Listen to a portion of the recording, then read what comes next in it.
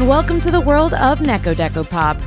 I'm Nat, and today we're going to be breaking down my top 10 picks for the best romance LGBT anime out there. Since it's February, what better time to talk about all of the amazing romance anime that are so good that they ruin our expectations for real-life romance? But putting aside my massive romance and commitment issues, let's dive today into the best LGBT romance. This is a smaller part of the bigger series I'm going to be doing in June, where I'm going to be ranking all of the most popular LGBT anime out there. If you'd like to see that and all the other videos I have planned, please consider subscribing so you don't miss any of it. So with all that being said, let's get into it. Number 10. Kaze-san and Morning Glories. This quaint 58-minute long GL film is everything you could ever want from a high school romance. But what I really appreciate about it is that our couple is already together, so we don't have to spend the entire time waiting for them to get together. Kaze-san and Morning Glories really captures those heart-fluttering moments of early relationships. The serotonin-filled highs and that absolutely earth-shattering despair of being away. Our characters Yamada and Kaze are both third-year high school students, trying to navigate school, their relationship, and their future. For those of y'all wanting a more drama-heavy, intense anime, this might not be the one for you. Yes, there are dramatic moments, but the bulk of it comes down to this couple working together to make their own way in the world. It did make me very grateful that I wasn't in a relationship in high school though, cause worrying about messing up your entire future, all for a long-distance college relationship, would have definitely f***ed up my life. No matter what, someone is gonna have to sacrifice an aspect of their future. So I thought they did a really great job in the film to explore all of those themes. Kaze-san and Morning Glories is a very cozy anime, and it's honestly perfect to cuddle up with, and hopefully it'll help you regain some of the serotonin that today robbed you of. Number 9. Revolutionary Girl Utena. Continuing on, we have one of the OG GL anime that set the standard for powerhouse LGBT anime. Revolutionary Girl Utena is that bitch. Coming out in the late 90s, this anime was truly revolutionary, and it helped the GL genre come to mainstream acclaim. It's also campy as hell in the best kind of way. With a similar repetitive structure to shows like Sailor Moon, our characters face similar hardships via duels multiple times throughout the series.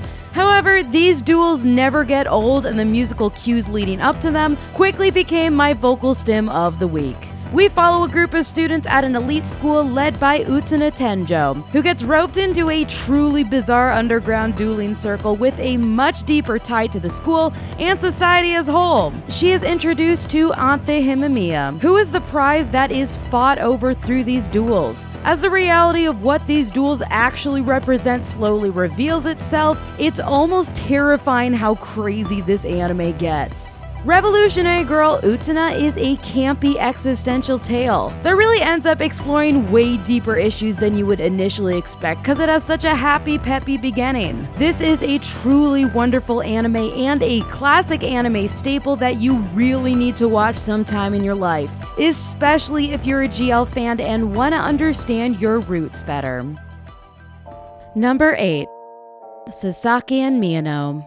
Sasaki and Miyano is that warm, cozy slice-of-life BL that your friends will not shut up about. But in this case, that's actually for good reason, cause goddamn this puppy is so wholesome. So much so that when I watched it for the first time, I had mixed feelings cause it is a slow burn and I am not patient. But on rewatch, I finally totally understood the hype. Sasaki and Miyano is honestly gold. Plus, the sheer amount of meta discourse on the BL genre as a whole is an absolute treat for any BL fan. Our main characters, who, if you can believe it, are called Sasaki and Miyano, are two high school students. Miyano is a massive fudanshi, or a male BL fan who, like many of us, don't have anyone to talk about BL with. That is, until third-year Sasaki catches him reading intently and asks what Miyano is so passionate about. This leads to a deep friendship that slowly transforms into something more. Like many BL, this is about two straight boys falling in love and having to come to terms with their own sexuality, as well as what that means for that sense of self. This can definitely be done wrong or super cliched, and it has been done so many times, but in Sasaki and Miyano, it feels really sincere and actually authentically real. You just want these confused little high schoolers and their unhinged posse of friends to just figure things out and make it work. If you're looking for a low-stakes, wholesome BL without a ton of drama or bury your gaze tropes, you are absolutely going to adore Sasaki and Miyano. Number 7. Whisper Me a Love Song. Alright, what happens when a fangirl confesses her love to you and you go through the existential crisis over, holy shit, a girl is in love with me, am I actually gay? I think I am, I should definitely get my feelings in order to give you an answer, only to confess back and say that you are also into her, only for her to reveal that she only loved you as a fangirl way. Well, Whisper Me a Love Song explores this romantic shitstorm of a dilemma, which is expedited by outside forces as we watch these awkward girls try to figure out this absolutely wild situation. I was honestly worried that this was gonna go into the bloom into you, coercing your crush into a relationship until they're finally into it, but thankfully this anime never got toxic. Hence why Bloom Into You is not on this list, so don't even ask. And then halfway through the show, it completely drops a second massive plot point that carries out the rest of the series. So really, you get 2 shows for the price of 1, which is honestly amazing. Especially because everyone is so well written with some deep layers that absolutely caught me off guard. The second half is definitely much more serious with its themes as well as its love story, but honestly that makes it even more satisfying when it is resolved. This is also a music anime with great songs and some performances that had me as a fellow musician legitimately impressed. It was originally supposed to finish up in the spring 2024 anime season, but because of massive production delays, it didn't wrap up and get released until the end of December. Some of the production in the anime, especially as it gets closer to the end, shows little, tinges of that, but thankfully it never gets so distracting that it takes you out of the story. Overall, Whisper Me a Love Song is a very impressive GL that is one hell of a good time. Number 6. Twilight Out of Focus. Most BL and GL are slow-paced, whose romances are drawn out over extensive periods of time. And even if they aren't, they're usually pretty PG. Well, Twilight Out of Focus is fast as hell and explicit as you can get without shrinking its episodes down to 8 minutes. If you get that reference, congratulations, you're a whore. But beyond the spicier elements, this is actually a very compelling anime whose anthology format gives you a plethora of stories and couples to explore. With 12 episodes, we get 3 to 4 episodes for each couple, alongside check-ins that appeared throughout the rest of the anime. Since this show takes place at an all-boys school, because of course it does, we follow a gaggle of film nerds as they work together to create a BL film of all things. And somehow, reading about BL, making a BL, acting in a BL, and spending all of your time with like-minded individuals get all of the feelings running amok. I would like to give a trigger warning for the first couple episodes. One of the backstories went way harder than it needed to, and there's essay and green themes that are dealt with it. Since this one does get spicier, I would like to ask all of y'all to please keep it classy when talking about this one, because remember, all of the characters are minors, so let's not make it weird. If you're looking for an anime with all of the different couple archetypes playing out in real time, this buffet of an anime was made for you. Number 5. Yuri on Ice.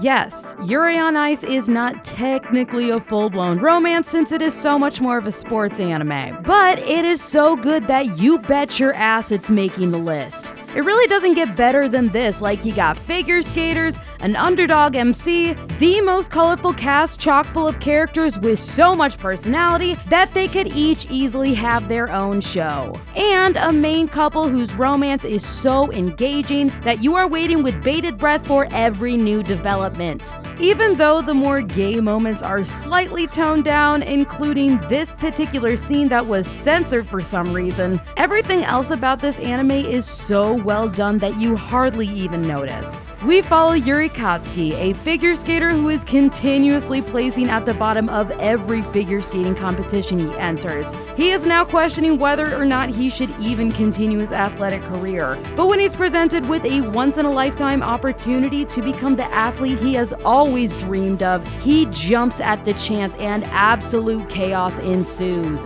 Yuri on Ice also has one of the best anime dubs I have ever seen, which is made even better by some truly spectacular performances, who also bring the international flair of the series to life. The sheer amount of queer chaos in this series is unmatched and absolutely unhinged. There is a reason why this anime has such a rabid fan base, and why the cancellation of the prequel film is something I don't think we will ever recover from. If you haven't watched Yuri on Ice, this is your sign from the universe to get on it. And if you already have, you already know the drill. Like, I know for a fact you were already low-key planning a rewatch, so now you have the permission to go for it. Number 4.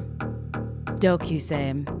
This is probably one of the best high school romances I have ever seen. Like, it is unbelievably adorable and had me grinning ear to ear like a moron. Plus, the animation style is so unique and wonderful, whose line work and movements make the characters feel so much more chaotic and real. We follow Kusakabe and Sajo as they grapple with their sexualities after they start catching feels for each other. Having dramatically different personalities, being the golden retriever and black cat that they are, it takes a lot for them to be able to find the space where they can be comfortable with each other. Watching their clunky and awkward progress as they try so hard to grow to become the ideal partner is so goddamn wholesome, but also felt so real. This is honestly one of my favorite anime from the last few years. But I did have to knock it down a couple of spots because there is a storyline where a teacher is interested in one of the students, and I absolutely hate that shit. Thankfully, nothing too horrifically over the line happens, but the fact that the storyline was included at all is enough to make me uncomfortable and knock it down a peg. If it wasn't for that, Dokusei would legit be a 10 out of 10. That is how good this anime is, so please still give it a shot. It is an hour-long film that goes by so quickly that I can guarantee you are going to be trying to track down that manga so you can see what happens next. Number 3. Sweet Blue Flowers. What I really love about Sweet Blue Flowers is how realistic it is. So many romance anime force their characters through your standard romance tropes with very little room to stray outside the norm. But Sweet Blue Flowers not only felt realistic, it was a breath of fresh air. The characters did not end up where I thought they were going to, but that's honestly the beauty of it. They were messy, awkward, immature, but honest. Watching this felt like I was back in high school dealing with very similar dynamics in our gay-straight alliance club. Yes, I'm that old, the GSA is all we had back in the day. We follow a group of high school students and a childhood duo who were separated for years coming back together. We watch them grow together, deal with some serious and intense situations, find their support systems, and even come out to those around them. Sweet Blue Flowers felt so real to my own experience that it even made me cry a number of times. It can be really exhausting to watch romance anime where the characters just stay together at all costs. Those couples who go through hell but stay together and fight for each other even though they're so toxic that you're screaming at your screen to break up. But Sweet Blue Flowers is different. These intricate relationships face hardships, and sometimes the consequences are so great that they have to question whether staying in them is actually worth it in the long run, or if it's better to end it to just start to be able to heal. It all really comes back down to the friendships that form the basis of these relationships, and prioritizing what's really right for you in the long term.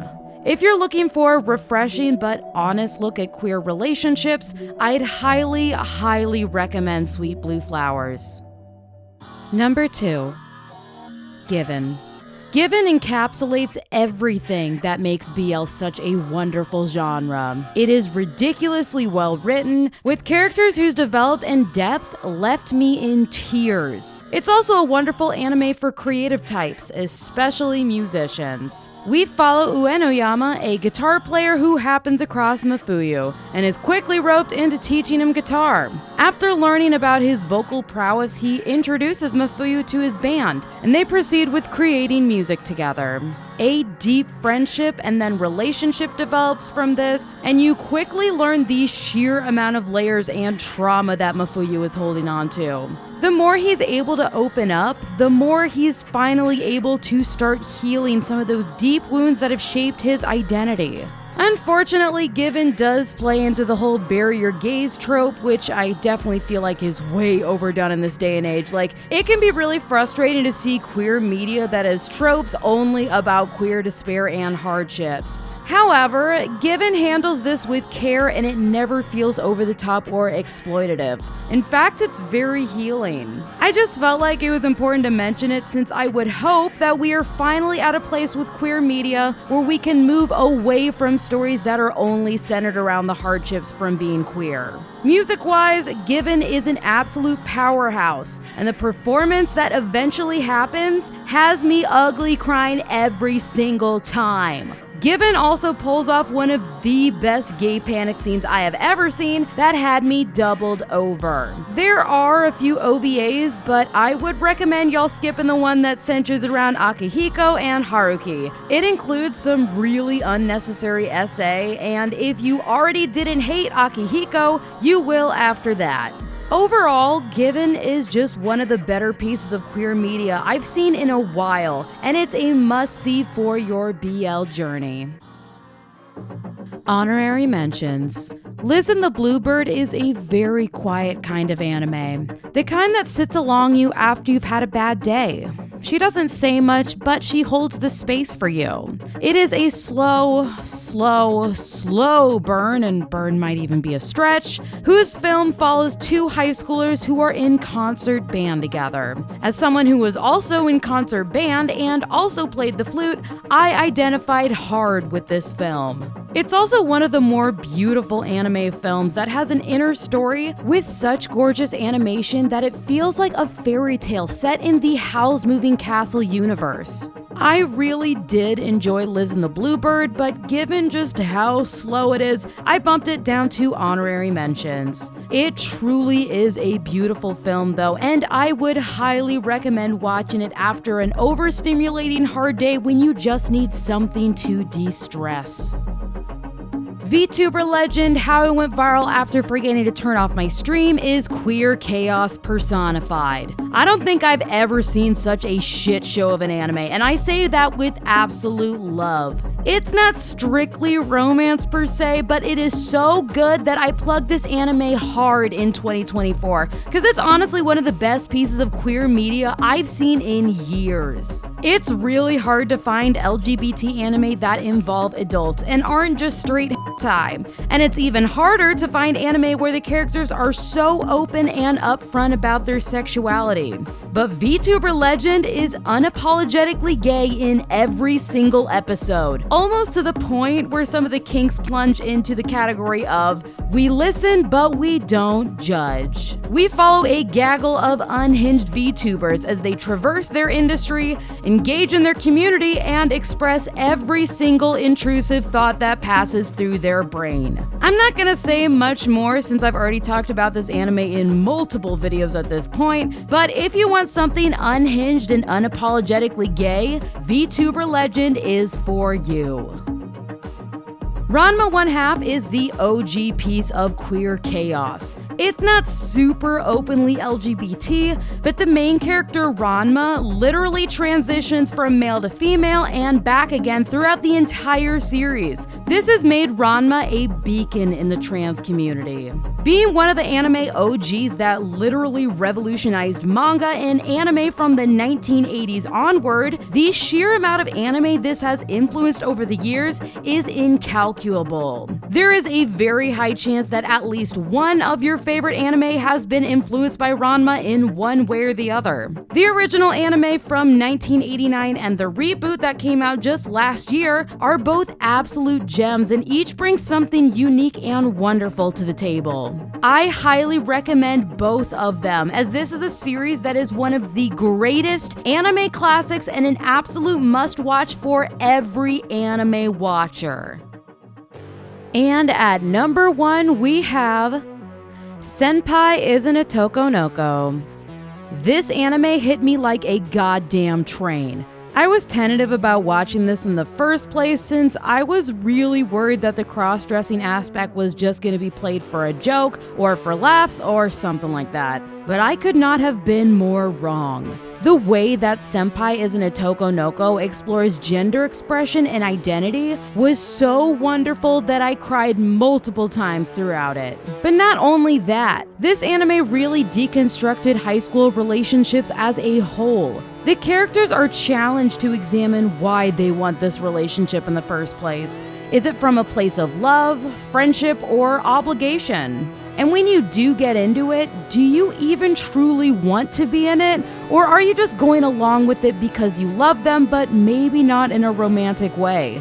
Or maybe you want to go for it because society tells you that relationships are something to strive for, but maybe you don't even have romantic feelings inside you at all. We explore the queer, bisexual, asexual, non-binary, and trans experiences as our characters search the depths of their souls to discover who they really are. And when it comes down to it, maybe labels aren't even what makes them feel whole. Maybe they don't need to mold themselves into the confines of a box. As someone who's also been going through their own journey of gender identity and self-discovery, this anime found me exactly when I needed it.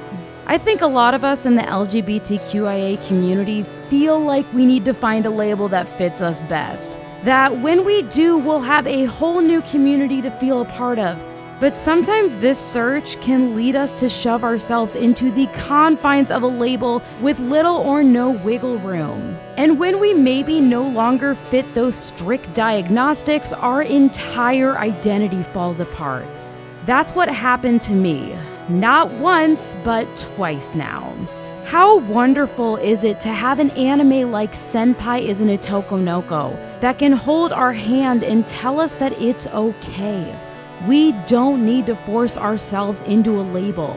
If it serves us, that's amazing, but we are just as valid without one. Maybe we'll choose one eventually, or maybe it's okay to just enjoy the journey and take every new development as a gift. Growing up as a queer kid in Kansas in the early 2000s, finding queer media was so much harder than it is today. We clung on to anything we could get, for better and definitely for worse. And the amount of representations and stories we got were extremely limited. That's why seeing just how many BL and GL anime are made today makes me so happy. They're anime that represent every letter of the alphabet mafia and share so many unique and individual stories. One of the reasons why it's so important to have these stories is so people can see themselves being represented and maybe feel a little less alone, a little more accepted, and feel like they're part of a larger community. I'm gonna get a little serious here and real now because we have entered a terrifying new era, especially in the US. Laws and protections that once helped LGBTQIA people are being stripped away. Our people are being targeted, and it's even more terrifying to be out and feel safe. That is why it is more important than ever to hold our communities close, reclaim our spaces, and protect each other. I'm going to be posting resources here in my description for anyone who would like to have some on hand. Even though this is just an anime channel, I want to do my part by helping create spaces for our community. Whether that's through escapism, representation, or just check-ins, I want to be present for y'all. I refuse to live in fear. I'm not going to be quiet, and I'm going to be a lot more vocal about how openly queer this channel is. So, I have made the decision to make a lot more queer content, from recommendations to rankings to video essays. The LGBT community has always been active in the anime community. We're not new, we've been here loving our favorites, making our fandoms better, and adding to the larger anime discourse. So to all of my community, I would like to say, I am so happy that you are here. Even if you can't be out and loud for your own safety out in the real world, I hope that you feel safe and accepted here. We are here, we've always been here, and we sure as fuck aren't going anywhere. I love you guys so much. Please stay safe. Support each other. We're gonna take this day by day and hour by hour if we need to. I don't know how we're going to, but we are going to make it through this. Take care of yourselves, and thank you so much for being here, for choosing to be here on this channel, in your lives, and on this earth. You make the world a better place. Thank y'all so much for being here, and I'll see all of y'all on the next one. You make my every moment